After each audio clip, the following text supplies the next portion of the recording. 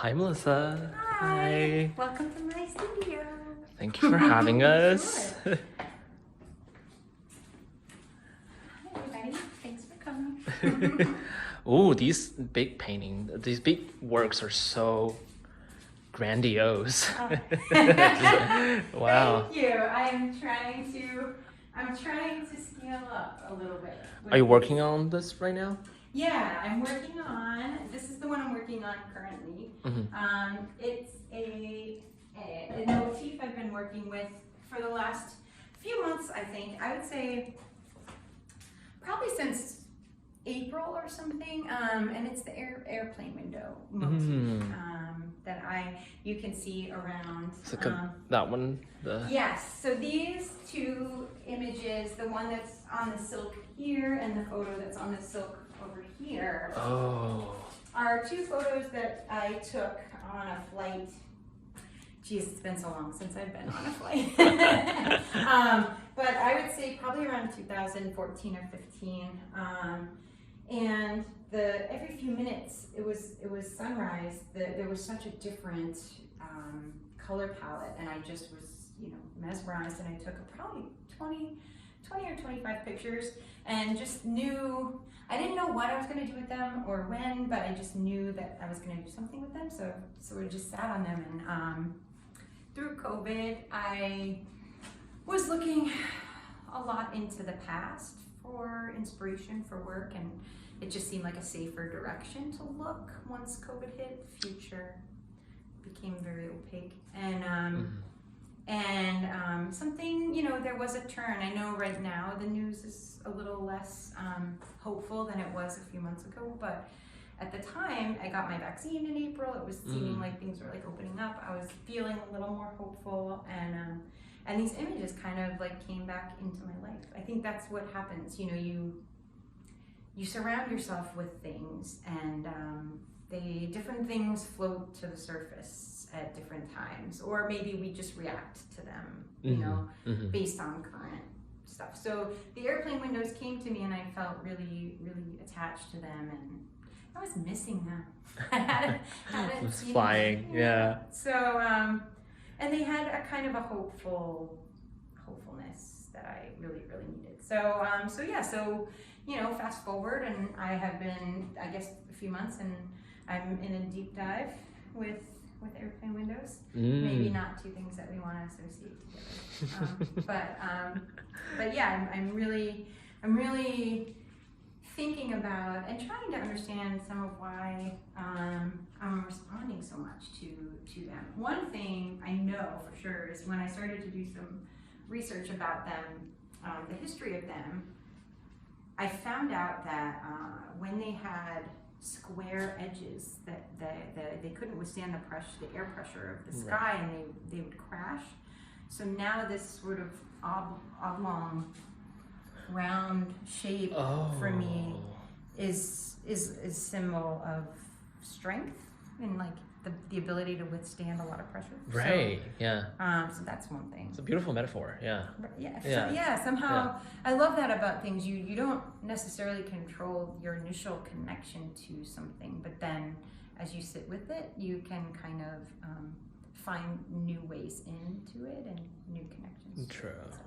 And I know another thing that we had talked about before that I relate to about this view is just the relationship to anybody whose family life or their own life is related to diaspora. I think, when you are... Absolutely, yeah.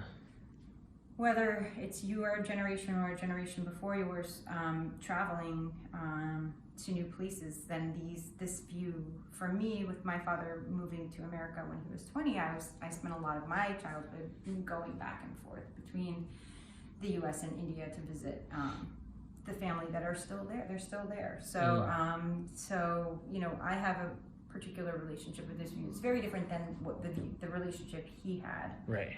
To this view, which I think for him it was much more loaded and heavier. For me, it's more about excitement and anticipation most of the time. And I think it's important to recognize that it's not only a joyful view. for people. So I do, I am conscious of that too. But it's a really nice space to be sitting in for me for now, as far as I'm trying to, I kind of feel like I'm in this like sort of in between space. I think we all are. No, absolutely, yeah. With COVID, but I think I identify like my identity is mixed and blended, and I think it's not often that I find physical spaces that can be so ambiguous. Exactly. No. Yeah, just being, especially after last year, all the cultural movements of last year, and then it feels more visible now, being othered and being like just different from the rules, and knowing that the rules don't apply to you anymore. And that's always been the case, like sort of finding out that the game was rigged. And then like I always find like I belong to spaces like this that they're in the middle, because I can just, it's not here, it's not in the east, it's not in the west, like somewhere stuck in somewhere. And it's, I don't know, everyone is in the same, is the same footing, Exactly. Like, nobody has ownership of this space. Like theoretically, I'm not thinking about nation states or anything like that. Somebody I was talking to about it recently was talking about like even some like airports, and like some places when you're traveling, you literally are in, no place, you're stateless. And I think, like there's something terrifying about it. Exactly, like going through custom. Like that room with the doors and and somehow there's always panes of glass between you and this other space too. And I think or acrylic in this case, but there's just I find a lot of comfort in the thought about those kinds of spaces. So this is, sorry, that was a heavy heavy introduction. I tend to be more kind of lighthearted about a lot of the stuff that I'm making, but this is where my brain is now post-COVID, and so that was so beautiful. Like because previously you were doing a lot of the figure with felt. Felting. It's a new process relatively for me. I've been a textile artist for a long time, but I started felting during COVID. And as I mentioned, the future kind of, everybody, their plans were just, there were no more, all of a sudden you had no plans. And so it did really feel like, looking back, and was a place that you could kind of travel. And so I work often with family archive photos, especially since my father passed away. I work, I think my practice started as a way of maybe sitting with grief and working through grief, but it's continued to be a way for me to kind of make room for stories and things that I don't see, and wish I could see, So I did, and I have been making, and I think I always will, make these works that are, about identity and exploring spaces, but still thinking about grief. Like this was a funeral from probably the late 90s, but I still, it became relevant again today. And I think that's what I mean about things floating to the top. I sit with these photos, I sit with these objects for a long time. Oh, wow. So, so this was a funeral that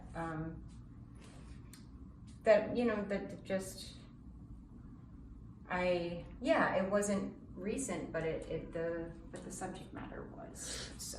Oh, absolutely, yeah. And then, some things are a little bit more lighthearted, like this guy.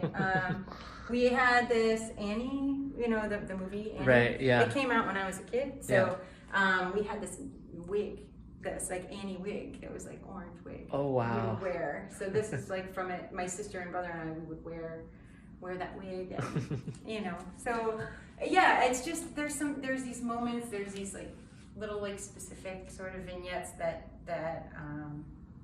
I think are nice kind of entry points to seeing like what this life is like of these like in between spaces. So. And with like felting in particular, there's something about weaving, like weaving memories, and like there's something very familial and warm about the whole process. Yeah. Yeah. It suits it really well. Yeah. I appreciate that you. I appreciate that comment because I feel that too. Like there's like a fuzziness. Yeah. They can be pretty specific if you want them to. There's a lot of versatility with. That's from one of my quarantine like walks I would walk every day. So I walked on the Manhattan Bridge. Is it the bridge? Yeah. Bridge. Yeah. I've probably walked over that bridge like 750,000 times. Not really, but hyperbole for effect. But a lot of times. It's a running joke in my family that if anyone calls me, I'm probably gonna be on the bridge. And I again, bridge is like in between of faces. Hey, just saying. Yeah. No, it really. 100%. So yeah. But like I will go back to this. It's just I tend to let my work is a lot about intuition and it's a lot about emotion. I want people to be able to. I don't want to over-explain things. Right. I really want people to be able to enter into them, in a way that's meaningful and find their own. That's another thing about leaving parts of the paper open or leaving parts of these unfelted because I want there to be space for people to enter in and fill them out with their own experience or emotions or memories or thoughts or interpretations. I mean, that's any art, but when you make something really specific, some people are going to relate to it, like that outfit, for instance. That puts that scene, squarely in the mid 80s. So, like people are going to have a connection to that or not, but even if you weren't born yet, you could still have a relationship to it. So I just hope that there's room for that in all of these things. And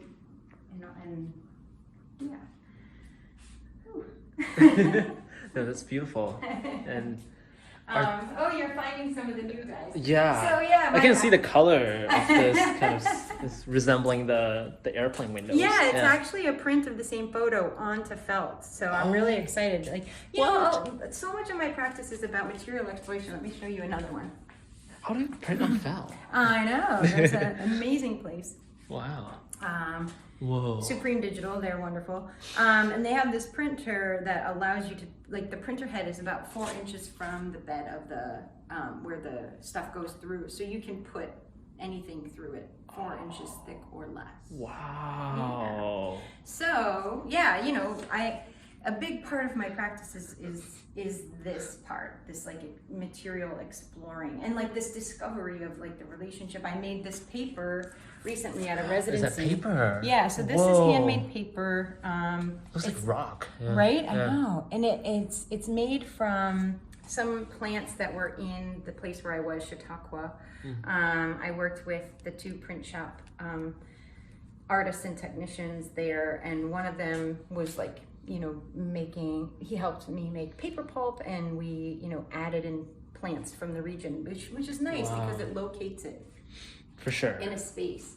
And it wasn't until I got them back here that I started to realize that they have a connection to it shows you your own, mind connections that you can't always visualize or articulate, but like the materials can show you where your head is sometimes, and that's really awesome to discover.